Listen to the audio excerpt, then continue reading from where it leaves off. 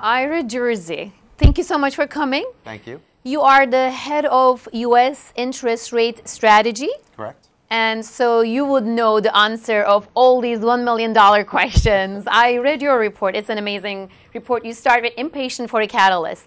So can we start with the patience? Fed loses patience. Let's start with it. What does it really mean? It doesn't mean a lot because they were very dovish. So it still said that they're not going to raise interest rates quickly, and it might not even be soon. And that was very clear by Chair Yellen during her press conference. So I think that removing patience, everyone thought that they were going to do it. They did it. The big thing that it does is it brings back optionality for the Fed. So the Fed now doesn't have to wait if they want to hike at any time as soon as June. Well, that impatience or the, as you said, optionality opens the doors for an interest rate. Another $1 million question, is it going to be June? Is it going to be September or December? I hear all these speculations from everywhere. Where are you in this questioning? Well, I'm not as convinced that when they do the first hike, it's as important as how quickly they hike afterwards. And it's very clear that they're going to hike slowly, and the market is certainly priced for that. I think that June is still a strong possibility. I can't say it's 100%. But if you get a few more good payroll prints, and as we suspect you get some other data that's stronger in the spring, then the Federal Reserve might pick June to hike. So it's getting that first one out of the way that's really tricky for them. As soon as they do that one, they can skip meetings or hike at meetings, but doing that first one is so critically important. And if the data is strong enough, I think the Fed wants to hike. And in your report, you said you expect 3 hikes this year. 3 hikes. Does it mean normalization too? When you say normalization, I assume that you mean, will we get to 3.5% Fed funds? The answer is no. In 3 hikes, right? Well, okay. Certainly not in 3 hikes. So 3 hikes this year would imply a 75 basis point increase in the interest paid on reserves and the Fed funds rate. So that's a Fed funds rate of around 90 basis points, plus or minus, so 0.9%. We would expect them to hike in June, and then perhaps in July and October is the way that I'm thinking about it. So they will skip the September meeting and the December meeting, but they hike just a few times and then reevaluate going forward. Okay, so you talked about the economic data, right? Let's talk about inflation. Was Yellen transparent in terms of inflation? Well, as transparent as the Fed ever gets, they're never complete. But I think what's important is how they do think that the oil price declines are going to be what they call transitory, so they're not going to last forever.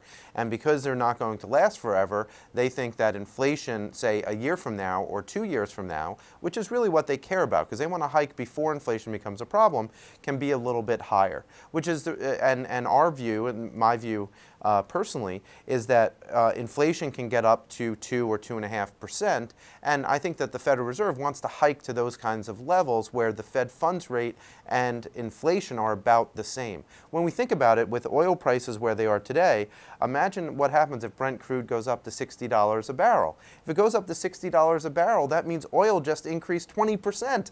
That's a lot of inflation year on year. So although it's creating a lot of deflation right now, going forward, it doesn't mean that even if you only get modest increases to the price of oil, it could wind up feeding into inflation much more quickly than I think some people appreciate. But today they're expecting the dollar to go back to the $2 a gallon in January terms because of the petroleum industry's information about, what was it, 458,000. It's down 14%.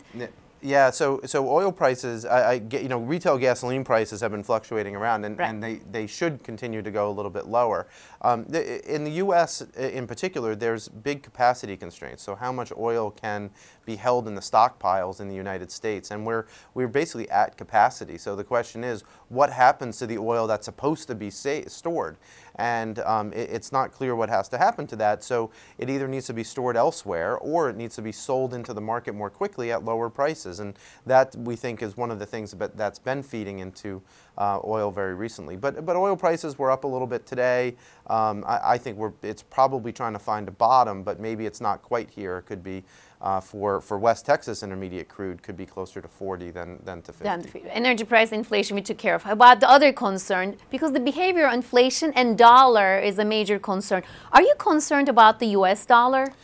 I'm not. I actually think that what's going on with the dollar, with the stronger dollar and weaker currencies it's hurting the world, companies. It's hurting some corporate profits, which yes. financial media and people in the markets care about. But from an absolute economic standpoint, it actually is perhaps a desirable policy for the consumers, for both for the consumers and just for the outcome globally. So the U.S. dollar appreciating as much as it has doesn't hurt the U.S. economy nearly as much as it helps places like Europe and Mexico and Japan. So because it helps those other countries more than it hurts us, it's kind of it's a more optimal policy than if the dollar was weakening significantly and Japanese exports were floundering and the like. So I think that although it matters for the financial world, for the economic world, for the real economy, it's not really a bad thing. Well, I saw an article, it said the Fed smoke is fading, and that's why we're seeing dollar set for the worst week since 2013. Futures, and now the stock market has been rising, oil dropping. Why are we seeing ourselves in green, and why are we seeing Fed smoke is fading and the dollar is going down? Yeah, well, the dollar going down, I think, is much to do with the fact that Yellen was more dovish. And the fact that the Fed's going to be somewhat more dovish than people perhaps had anticipated means that rate differentials between the U.S. and other countries is not going to grow as quickly as we thought. And that means that the dollar didn't have to be quite as strong as it was. Now, our view at Credit Suisse is that the dollar will weaken a little bit here, but ultimately the strength will continue at some point in the next month or two. I mean, remember, we've had a massive run in the dollar, particularly against currencies like the euro.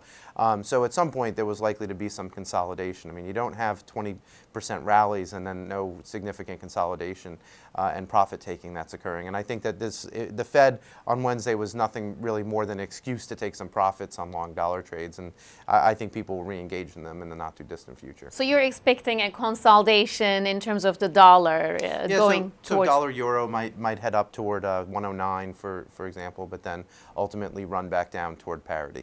Okay. And how about, I love the way you said that, payrolls, the only bright light? Right. Yes, the unemployment was great. That was a surprise. And also the non-farm payroll was a surprise too. But how about the wage inflation? Everybody, including Janet Yellen, is concerned about that. Yeah, so wages themselves haven't been growing as quickly as I think some people have hoped, but really they haven't been growing badly. They've been growing at the same rate they did in the middle part of the 2000s. So that's almost to be expected, right? You just don't want them to grow, but everyone would want them to grow more quickly. I mean, certainly if you're a wage earner, you want higher wages, you want more money. But I think it's the fact that people have jobs that's really important. The bright light and what we talked about in our report this week is the fact that payrolls and job gains and at some level wages have really been the only thing that's been keeping up the economy and some of this data over the last 2 or 3 months, where a lot of the other data, like retail sales, for example, and ISM manufacturing, they've all disappointed compared to expectations. And because of that, you've had kind of this worry that, oh, if you get 150,000 payrolls, then the Fed definitely won't be hiking in June. Well, I'll take the other side of that, where if we get only 150 or 200,000 payrolls for 1 month, but it rebounds the next, say in May, and all of these other indicators that we look at are bottoming, are getting to be at their lows, which again is what we think, then you wind up with a pretty big uptick in economic data, and that's how the Fed can hike in June. The hiking in June and also the Feds. Today there were a couple of Fed heads that were talking, the Atlanta Fed head Dennis Lockhart and then Charles Evans. And yesterday we had another one. Next week full of... Yeah, a lot of Fed speak next week. Why? Why are they talking in terms of... are they trying to pacify the markets, or are they trying to justify Yellen's speech? Well, historically speaking, the chair was the only person who anyone ever paid attention to. But since the Bernanke Fed, people have become more emboldened to speak more openly of a lot of the Fed governors and regional presidents. We have to listen to them more because we want to know in general what's the tone of all of them. We know Charles Evans, for example, is going to be dovish. He's a dove. Dennis Lockhart is more neutral, and we know that someone like although they're leaving the Fed, folks like Richard Fisher, for example, who was very vocal, was a hawk. So we try and gauge how many hawks and how many doves there are at the Federal Reserve and around the table, and therefore what are they likely to do. Certainly the voting members of the Federal Reserve this year are a little bit more dovish than the people who were on the Fed last year, but you still have people like William Dudley from New York or John Williams from the San Francisco Federal Reserve. Even them, and we consider them dovish, even they have said, yeah, we want to hike in the middle of the year. I mean, they've said that multiple times, and I think they're looking to make sure that the data is just strong enough for them to actually pull the trigger that first time, and then they'll reevaluate at every meeting. So, the Fed's as data dependent as they've ever been, so they are going to be watching almost every number. So the ones that we focus on are those that the market cares about, and so those are payrolls, ISM, GDP, and the wage data. So we will focus in retail sales. I need to. I was going to ask that too. Yeah, retail consumption sales is important. Yeah, very. Well, what are your estimates for the next month in terms of the non-farm and the unemployment? We haven't come out with all of the April numbers yet from Credit Suisse, but we do expect in aggregate a bit of a rebound. So a lot of the weakness in some of the consumption data, for example, in the first quarter, so we've revised down our GDP estimates a bit. We expect a lot of that to come back in the second quarter, so we've been revising up our second quarter GDP forecast. I like that. And okay, I want to also talk about the liquidity volatility. Yeah. That's an important issue. Huge. You say that the liquidity will remain challenged at times, with the post-FOMC moves just being the latest example. Right. What do you mean here? And also, you'll talk about the volatility too. Yeah, so volatility. So there's been a big contraction because of regulations in how many bonds banks and broker dealers can buy, and because of that, when you have days like Wednesday, when volumes suddenly spike and there's a lot of bonds coming out in the market, it used to be that broker dealers could be liquidity buffers and they could buy some bonds and mute some of the volatility. But that's not the case anymore. So the dealer community as a whole just can't buy as many bonds. So because of that, you wind up with bigger price swings in order to clear the market. And that's likely to continue. We've been talking about this for well over a year. And when you look at certain days when volume goes up a little but not a lot, you can get big moves. 10 basis point moves in 2-year notes like we had on Wednesday they're not unprecedented, but they're very, very unusual. Do you like 5 seconds? Do you like high yields? High yield, I think, in short term will do okay. Perfect. Thank you so much. Our time is up. You have to go to Turkey, by the way, and then interview with our other co-anchor, Özlem Dalga. She's right there. I know you had an assistant from Turkey, but we have to take you to Turkey as well. Thank you so much for coming. Thank It was you. a pleasure. I have so many more questions, but our time is up.